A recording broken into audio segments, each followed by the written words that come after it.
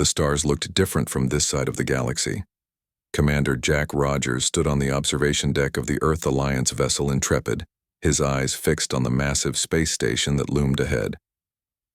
Humanity's first diplomatic mission to meet the Galactic Council had reached its destination. "Commander, we're receiving docking instructions," said Lieutenant Susan Miller from her station. Her voice carried a mixture of excitement and nervousness that echoed what everyone felt. "Acknowledge and proceed," Jack replied, straightening his uniform. The year 2157 marked humanity's entry onto the interstellar stage. After decades of struggle, humans had finally developed viable faster-than-light travel, only to discover they were far from alone in the universe. The Intrepid glided smoothly into its assigned berth. Through the viewports, Jack could see aliens of various shapes and sizes moving about the station. Some walked on multiple legs, others floated, and a few seemed to shift form as they moved. "Remember the briefing," Jack told his crew as they prepared to disembark. "The Galactic Council includes 27 different species. They've maintained peace for over 2,000 years. Our job is to make sure humans become the 28th member, not an outsider." Ambassador Dan Phillips nodded beside him. The president was clear. "We represent all of Earth today." The airlock cycled open, revealing a delegation of aliens waiting to greet them. At the front stood a tall, slender being with iridescent blue skin and 4 arms. Each hand held a different ceremonial object. "Welcome, humans of Earth," the being said, its voice melodic and clear. "I am Ambassador Zrakthar of the Viridian Confederation. On behalf of the Galactic Council, we extend greetings of peace." Jack stepped forward as practiced. "On behalf of Earth and all humanity, we thank you for your welcome and hope for friendship between our peoples." The greeting ceremony proceeded smoothly as the human delegation was introduced to representatives from various species. Jack noticed how some aliens seemed curious about humans, while others maintained a careful distance. The trouble began during the formal introduction to the Proxarian delegation. The Proxarians resembled tall, thin humanoids with gray skin and large black eyes. Their ambassador made a series of clicking sounds that the translator rendered as a formal greeting. Lieutenant Miller, standing near the back of the human group, suddenly laughed. The sound cut through the formal atmosphere like a knife. Every alien in the room froze. The Proxarian ambassador's skin flushed a deep purple. "I'm sorry," Susan said quickly. "I thought the translation was a joke. It sounded like—" Ambassador Phillips cut her off with a sharp look. "Please accept our deepest apologies for this misunderstanding," he said to the Proxarian. But the damage was done. The Proxarian delegation withdrew without another word, their movement stiff with obvious offense. Later, in a private chamber assigned to the humans, Ambassador Phillips paced back and forth. "Do you understand what happened out there? The Proxarians are one of the elder species of the Council. Their support is crucial." "It was an honest mistake," Jack said. "Surely they understand cultural differences." The door chimed, and a Viridian aide entered.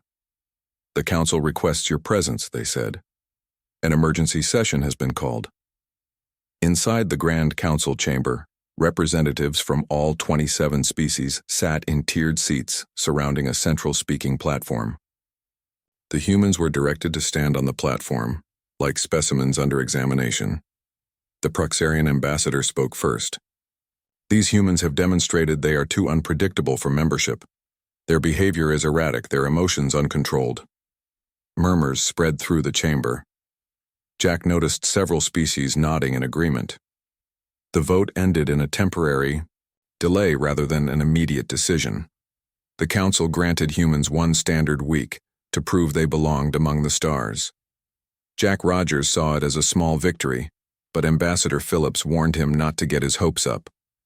"We need to make allies," Phillips said as the human delegation returned to their quarters. "Find sympathetic species who will vote in our favor." While the official diplomatic channels remained tense, individual crew members began forming connections with aliens throughout the station. Engineer Kyle Barnes found himself working alongside a Tilvari scientist named Nalara in one of the station's maintenance bays. The Tilvari resembled large insects, with 4 arms and 2 legs, but their eyes showed a warmth that made Kyle feel at ease. "Your species builds interesting machines," Nalara said, examining a portable generator Kyle had brought from the Intrepid. "Simple yet effective. Most council races would use quantum folding here, but your solution uses fewer rare materials." Kyle smiled. "We had to make do with what we had on Earth. Necessity drives innovation." "That is what fascinates me about humans," Nalara admitted. "You find new paths when old ones are blocked." In another part of the station, Communications Officer Maria Sanchez shared a meal with Jornal, a Centaurian trader with skin that shifted colors with his mood. Currently, he displayed a thoughtful blue. "The Council is not what it appears," Jornal said quietly, leaning across the table. "The elder species talk of unity and peace, but they control everything. Smaller species like mine must follow their rules or face consequences." Maria frowned. "What kind of consequences?" "Trade restrictions, limited access to certain star systems, nothing openly hostile. The Council prides itself on being civilized, but effective all the same." Meanwhile, Commander Rogers met with his alien counterpart, a gruff Zentari military officer named Commander Grill. The Zentari were humanoid but with thick leathery skin and no hair. They valued directness. "Your ship has impressive defensive capabilities," Grill noted as they walked through a secure section of the station, "but the Council will demand you reduce them." "Reduce our defenses?" Jack asked. "Why would we agree to that?" Grill's expression remained neutral. "All new members must. It's called the Harmony Protocol. In theory, it ensures no single species can threaten others. In practice..." He didn't finish the sentence. "In practice," Jack prompted. "In practice, it means the elder species maintain military superiority. My people joined 30 years ago. We surrendered our most advanced weapons. Now we rely on Council protection. Protection that sometimes comes with a price." Back on Earth, Defense Secretary Alan Wright received a troubling report. He sat alone in his office, reading it for the 3rd time to be sure. "Confirm this," he told his aide. "I need to be absolutely certain." The evidence was compelling. Long-range scans had detected numerous stealth observation platforms around Earth's solar system. Analysis indicated they had been in place for decades, not weeks.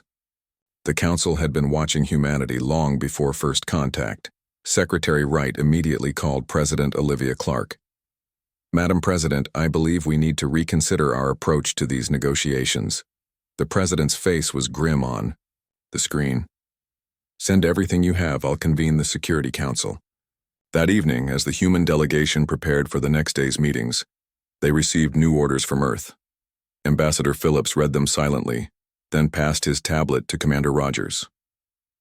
"They want us to adopt a firmer stance," Phillips said. "Show strength rather than eagerness." Jack read the message with growing concern. "This is a significant change in strategy. What prompted this?" They didn't say. "But these orders come directly from the President." Lieutenant Miller looked worried. "Won't a more aggressive approach just confirm their fears about us?" Jack stared out the viewport at the vast station that housed the Galactic Council. Somewhere among those alien halls, decisions were being made about humanity's future.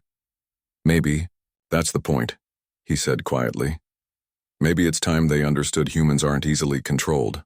Ambassador Zrakthar raised a hand for quiet. "Let us not be hasty. All new species require time to adjust." "Time, yes," said another alien Jack couldn't identify. "Perhaps a period of quarantine observation would be appropriate." "Quarantine?" Ambassador Phillips asked. "What exactly does that mean?" The council speaker, a massive being with stone-like skin, leaned forward. "It means Earth would be restricted from further council contact for 50 standard years until we can be certain of your species' stability." Jack felt his heart sink as the council began to vote. Far from human eyes, deep within the inner chambers of the Galactic Council, the true debate about humanity's fate took place. The circular room was divided by species and alliances, with the elder races occupying the highest positions. "Council," Speaker Dravkor, a Morvellian whose species had helped found the Council thousands of years ago, called the session to order. His stone-like skin cracked slightly as he moved, revealing glimpses of glowing energy beneath. "We must decide on the human question," he announced, his voice deep and resonant. "Each delegation may speak freely." The Viridian representative rose. "First, humans show remarkable adaptability and intelligence. Their technology advanced from primitive flight to interstellar travel in less than 2 centuries. No other species has moved so quickly." "Exactly why they are dangerous," countered the Proxarian delegate, still angry from the earlier incident. "They act without proper consideration. Their emotions rule them." A heated discussion broke out among the representatives. The elder species, Viridians, Proxarians, and Zentari, generally argued for caution or outright quarantine. The younger council members seemed more open to human integration. The Tilvari representative buzzed her wings for attention. "My scientist Nilara reports that humans solve problems differently than we do. They find unexpected paths. This could benefit all council species if properly directed." "Or lead to another Krell incident," warned an elder Zentari. The chamber fell silent at the mention of the Krells. The only species ever expelled from the council, they had destroyed themselves in a terrible civil war. No one had spoken their name in council chambers for centuries. "Humans are not Krells," the Tilvari insisted. Speaker Dravkor raised a hand for silence. "We must be certain. Implement the full observation protocol. I want to know their true nature before we decide." Across the station, Lieutenant Frank Thompson couldn't sleep. Something felt wrong about their quarters. He got up quietly, trying not to wake the others, and began a careful inspection of the room. His security training from Earth's military made him thorough and methodical. It took nearly an hour, but finally he found it. A small device hidden beneath a ventilation panel, then another behind a light fixture, and a third embedded in what they had assumed was a decorative wall sculpture. "Commander," he whispered, shaking Jack Rogers awake. "We're being watched." Jack examined the tiny devices Thompson had discovered. Monitoring equipment, advanced stuff, audio, visual, probably more. "They're gathering intelligence on us." Jack frowned. "Wake the others quietly. Say nothing about this." Once the human delegation was awake, Jack led them outside for a walk, around the station's grand promenade. The artificial day cycle was in night mode, with most areas dimly lit and quiet. "We should assume everything we say and do is being evaluated," Jack explained, as they walked past shops and gathering places now closed for the night. "This isn't just diplomacy anymore. It's intelligence gathering." Ambassador Phillips looked troubled. "This confirms what Earth suspects. We're not being welcomed as equals." "What's our play?" asked Lieutenant Miller. "If we confront them, we'll just look paranoid." Jack stopped walking and turned to face his team. "We continue as instructed. Show strength, not weakness, and we start gathering our own intelligence." He turned to Engineer Barnes. "Kyle, how's your relationship with that Tilvari scientist?" "Good.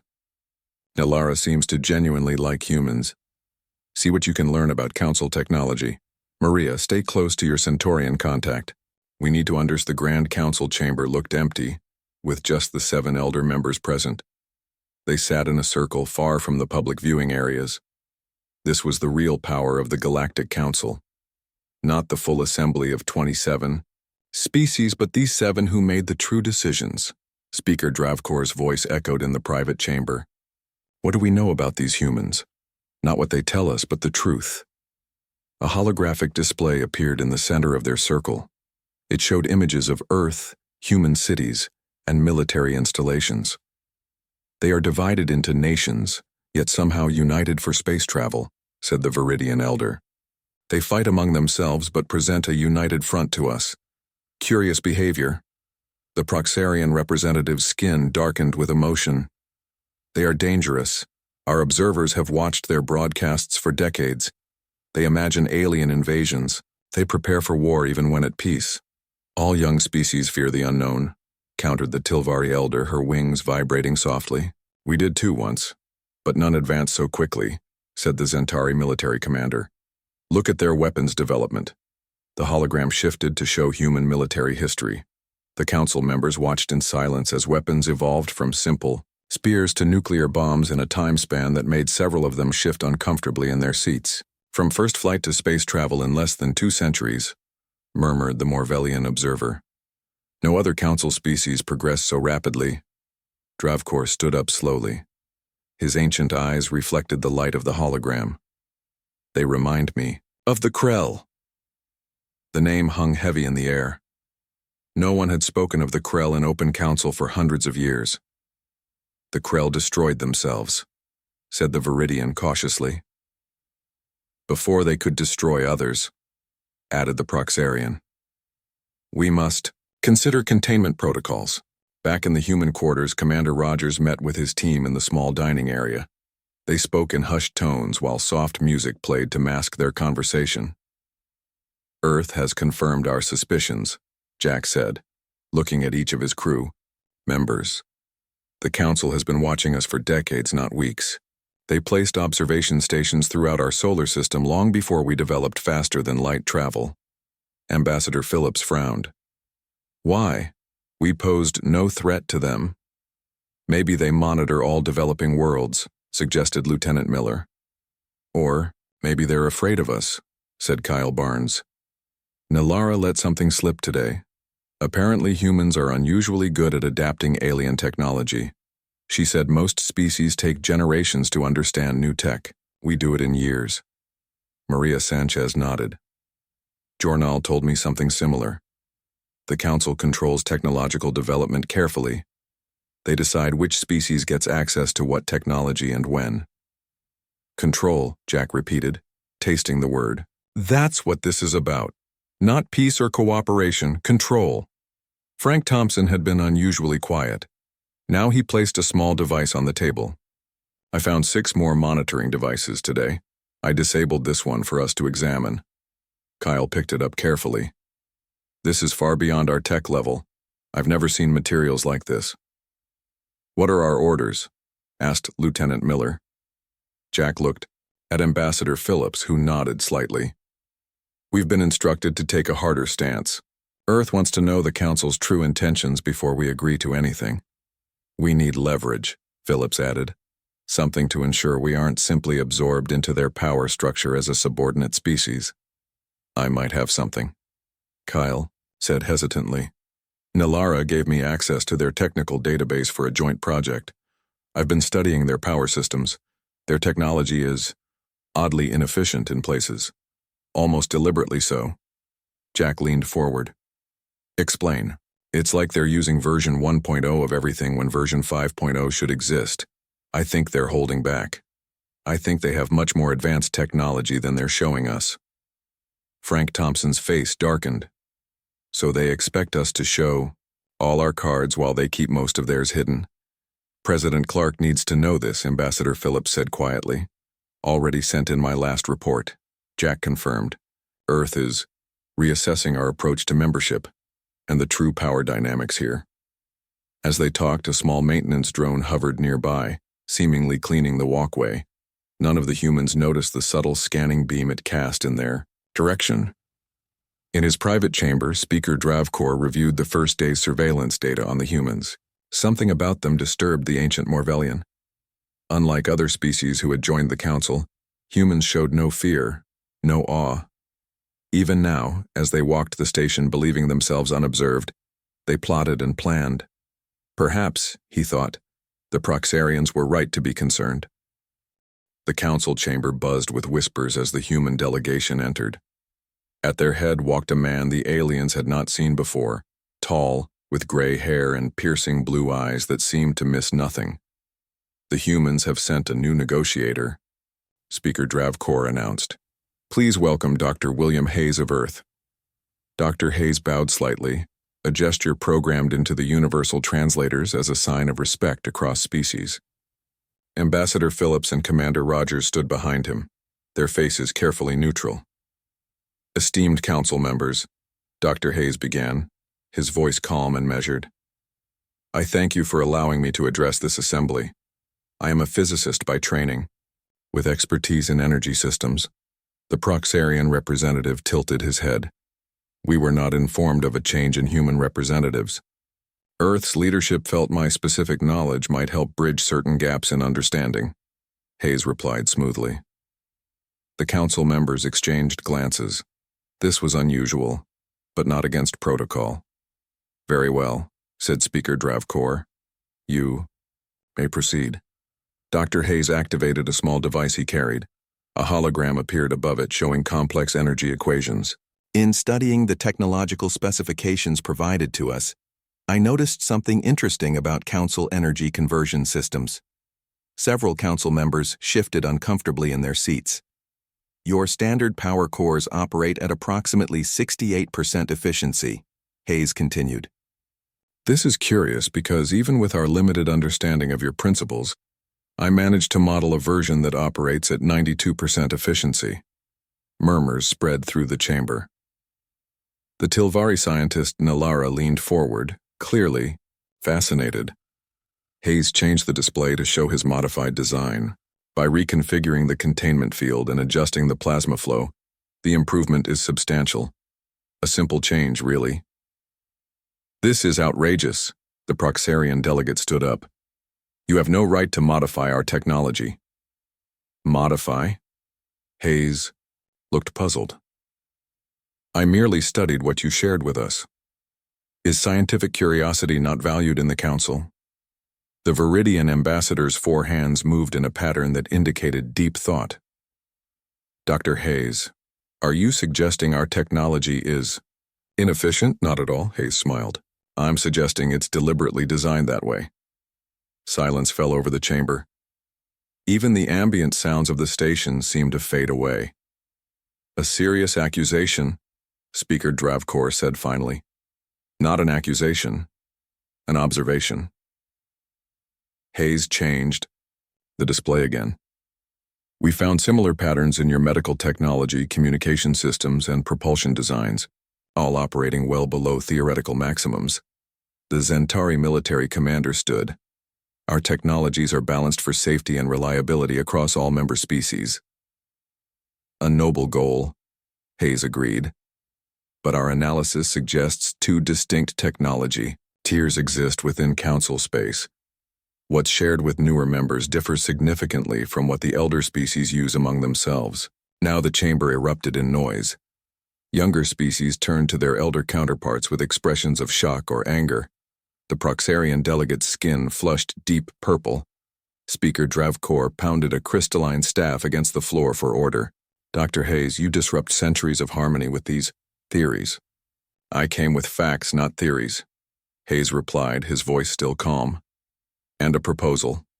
He changed the display one final time. It showed a new framework for cooperation, with technology sharing as a cornerstone. Earth does not wish to enter the Council as a subordinate, Hayes explained. We propose mutual cooperation instead.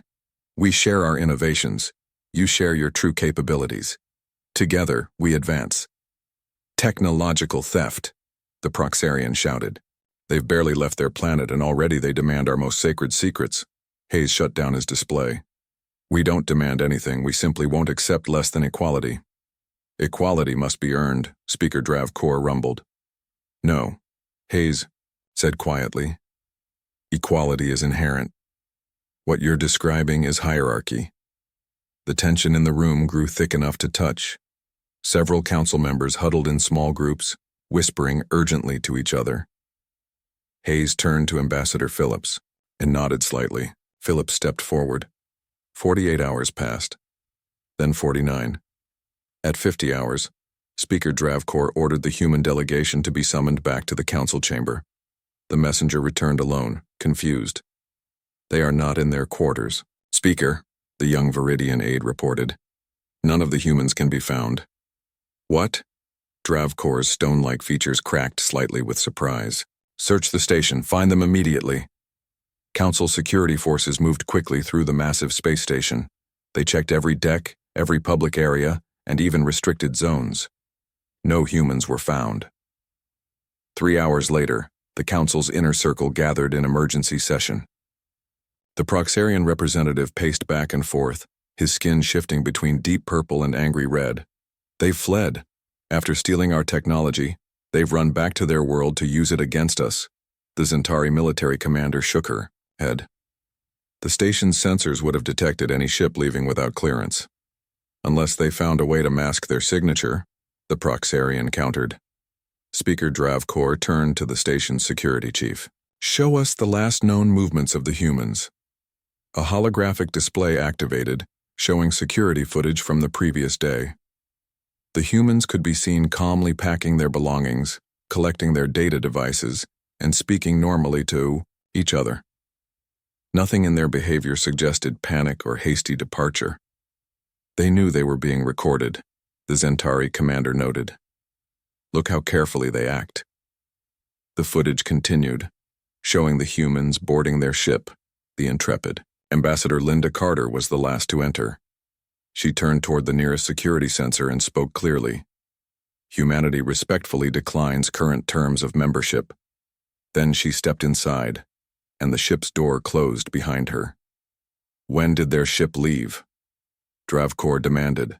6 hours after the recess began, the security chief replied. They requested standard departure clearance for a return to Earth. Nothing unusual in the request. And our tracking systems? The security chief looked uncomfortable. We lost track of them shortly after they left Council space. They appeared to be heading toward Earth, then vanished from our sensors. Silence fell over the Council chamber. For a spacefaring species to simply disappear from tracking was unprecedented. Could they have been destroyed? Asked the Viridian representative. No debris, no distress signal, the security chief said. They just disappeared. The Tilvari representative buzzed her wings anxiously. Nalara reports that Engineer Barnes accessed our scientific database extensively before leaving. He downloaded enormous amounts of information. What kind of information? Speaker Dravkor's voice had grown dangerously quiet. Everything in the public access archives, theoretical physics, biological sciences, star charts of regions beyond, Council space. The Proxarian's skin turned almost black with rage. They've stolen our knowledge. Public knowledge, corrected the Tilvari. Nothing classified was accessed. A young council aide rushed into the chamber out of breath. Speaker, urgent news from the observation outposts near the human solar system. Speak, commanded Dravkor. Our outposts report increased activity throughout their system. New structures in orbit around multiple planets.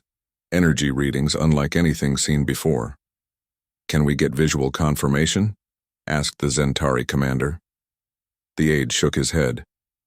Our observation platforms can no longer penetrate their outer system defenses. Some kind of energy field blocks our sensors. The council members looked at each other in growing alarm. A species that had just learned about interstellar travel shouldn't be able to block council technology. How long would it take our nearest fleet to reach Earth? The Proxarian asked. The Zentari commander calculated quickly. 26 standard days at maximum speed. We should send them at once, the Proxarian insisted, before these humans become an even greater threat. Speaker Dravkor raised a hand for silence. His ancient eyes had seen many species come and go over the centuries. None had ever walked away from council membership. None had ever disappeared. So completely, so quickly. We will not act in haste, he decided. Send observation vessels only, no warships. I want to know what the humans are doing before we decide our next move. And if they attack us first? Demanded the Proxarian. Dravkor's stone face showed a rare emotion, uncertainty. Then we may have gravely underestimated them. The human delegation requests a 48-hour recess to allow the council time to consider our position, Phillips announced formally. And if we refuse? Asked the Proxarian. Then perhaps, Dr. Hayes said as he gathered his materials, we've misunderstood the meaning of galactic cooperation. The human delegation left without another word, leaving the council chamber in chaos behind them. 6 months passed. The council observation vessels reported strange developments in the human solar system. New structures orbited each planet. Ships moved between worlds at speeds that shouldn't be possible for such a young species. Mars, once A red desert planet now showed growing patches of blue and green. Then, without warning, a message arrived at the Galactic Council station. "Incoming transmission from unregistered vessel," announced the communications officer.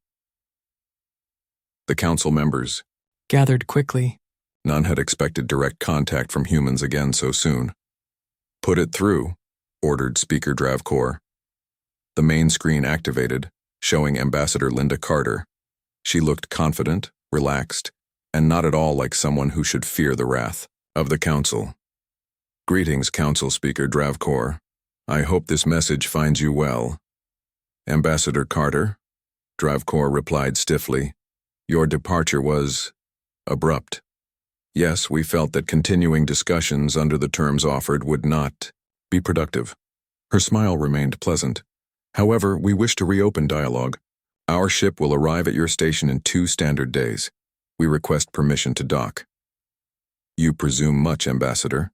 The Council has not decided how to respond to your previous actions." Carter nodded. "We understand. But I believe what we bring will interest you greatly. We will not come alone." The screen split to show another ship flying alongside the Intrepid. Its design was unlike anything the Council had seen before. "What is this?" demanded the Proxarian representative. "Allow me to introduce Shipmaster Krelvorn of the Araxian Collective," Carter said. A new alien appeared on screen, tall with iridescent scales and 4 eyes. It belonged to no species known to the Council. "Greetings, Council," the alien said. "We are pleased to establish first contact." The Council chamber erupted in shocked voices. Speaker Dravkor pounded his staff for order. "What trickery is this?" he demanded. "There are no spacefaring species unknown to the Council within 50 light-years of your world." "The Araxians live 63 light-years from Earth," Carter explained, "beyond your regular patrol routes." "Impossible," the Zentari commander said. "Your ships cannot travel such distances so quickly." Carter's smile widened slightly. "Much has changed in 6 months, Commander." 2 days later, the Council observation deck was crowded as the human ship approached. But it was not alone. 6 other vessels of various designs accompanied it. "We're receiving identification signals," the communications officer reported, sounding stunned. 7 ships, 7 different species. Only 1 is registered in our database." "Impossible," whispered the Proxarian representative. The ships docked one by one. From each emerged representatives of species the Council had never encountered before. All looked to the humans with respect, even deference. In the Council chamber, Ambassador Carter stood with representatives from each new species behind her. "Esteemed Council," she began, "allow me to introduce our friends. Together we have formed what we call the Concordiat, an alliance of free worlds based on principles of mutual benefit and genuine technological exchange."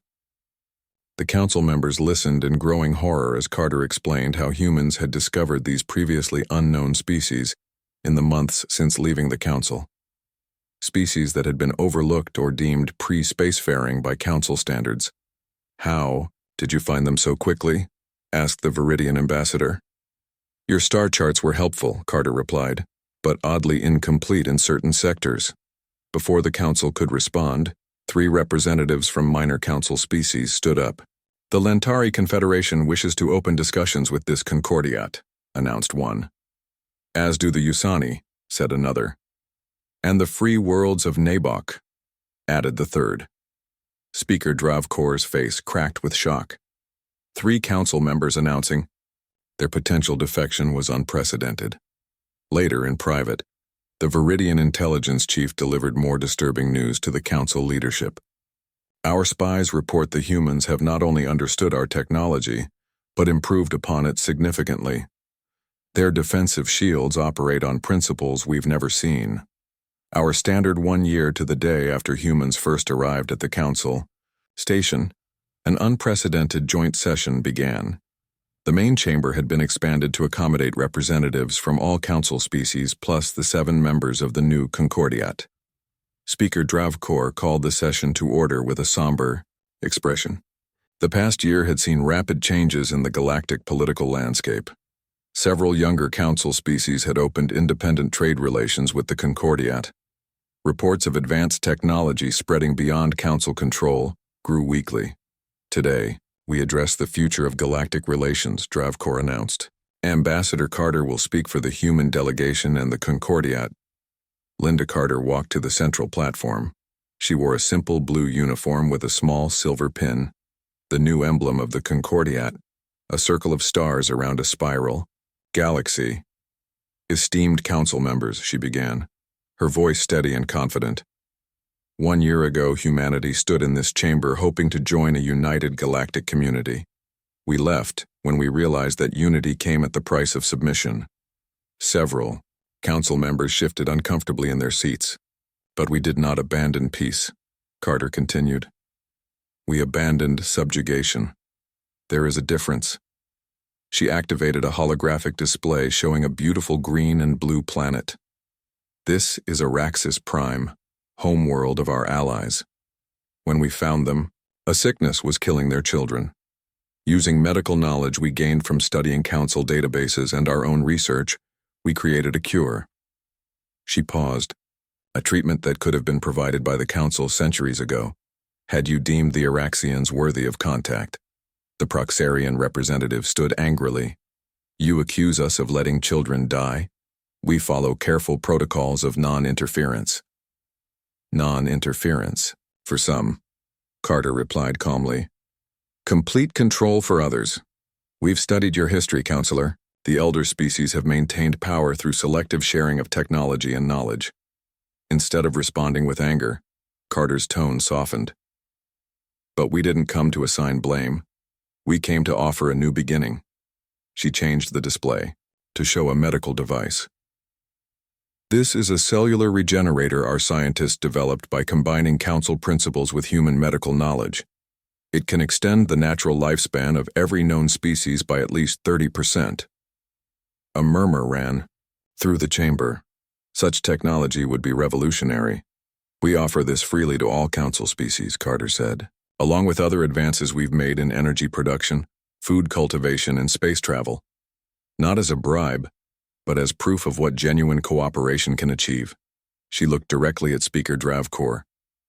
We propose an alliance between the Council and the Concordiat.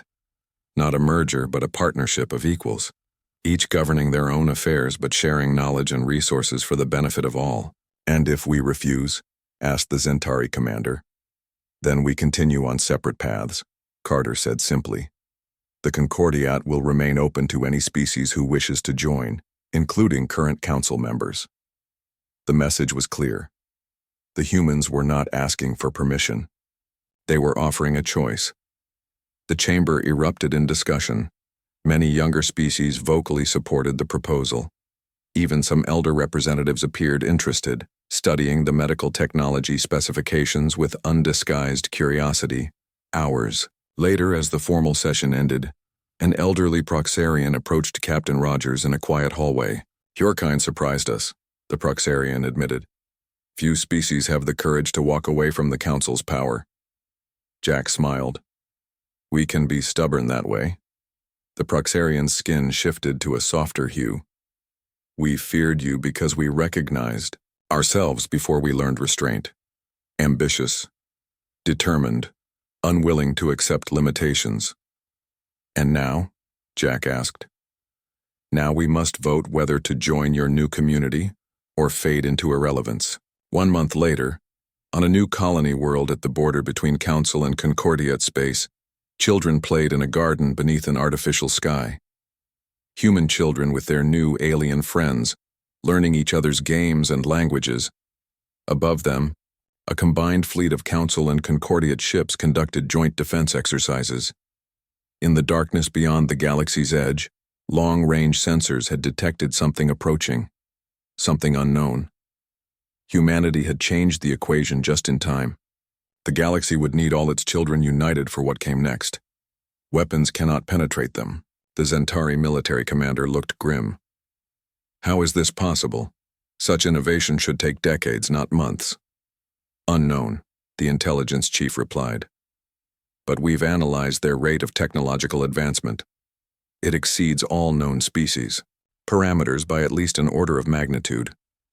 Speaker Dravkor sat heavily in his ancient chair. For the first time in centuries, he felt genuine fear.